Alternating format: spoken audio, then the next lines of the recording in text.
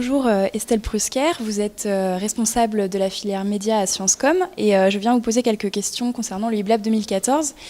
Tout d'abord, pourquoi avoir voulu participer une seconde fois au HIBLAB 2014 ? Merci. Écoutez, c'est vrai que l'année dernière, quand on a imaginé cette première édition du HIBLAB avec West Media Lab, il y avait une certaine, au moment du lancement, il y avait peut-être une certaine appréhension, en tout cas interrogation par rapport à comment la mayonnaise allait prendre. Est-ce que la rencontre entre des étudiants, les médias, à une aussi grande échelle, finalement, ça s'était encore jamais fait dans le data journalisme.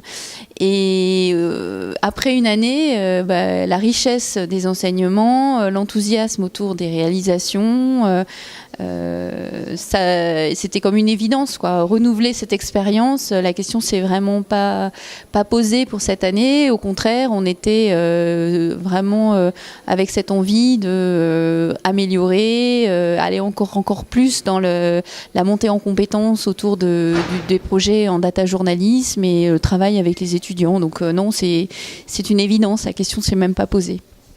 Qu'est-ce que ce projet du HIBLAB apporte aux étudiants de Sciencescom ?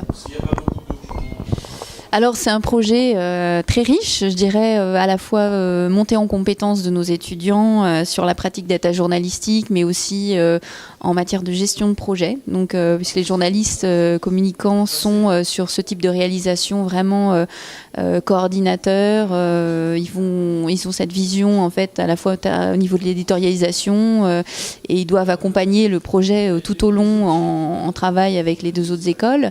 C'est aussi une très belle aventure humaine. Donc la richesse, elle est aussi là, au niveau des échanges, de l'hybridation, la rencontre avec des cultures encore inconnues jusqu'à présent. Et donc, arriver pour nos étudiants, pour les étudiants de ces trois écoles, à parler finalement un même langage, alors qu'au départ, ils sont sur des cultures très différentes.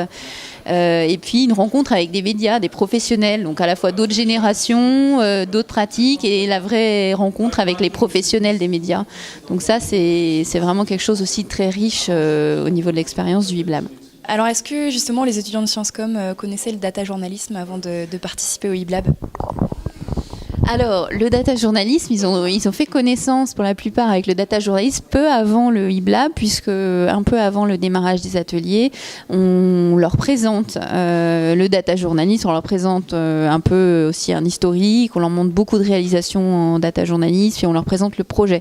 Mais c'est très court finalement et on a quand même, pour l'essentiel, je dirais, des étudiants qui arrivent assez neufs sur cette pratique.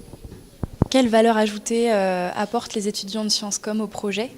Quels outils est-ce qu'ils maîtrisent pour justement élaborer ce projet ?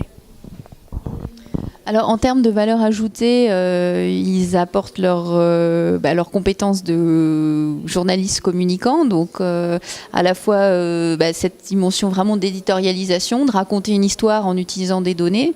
C'est vrai que pour eux, l'analyse, la collecte, la sélection de données, de data, c'est quelque chose d'assez neuf.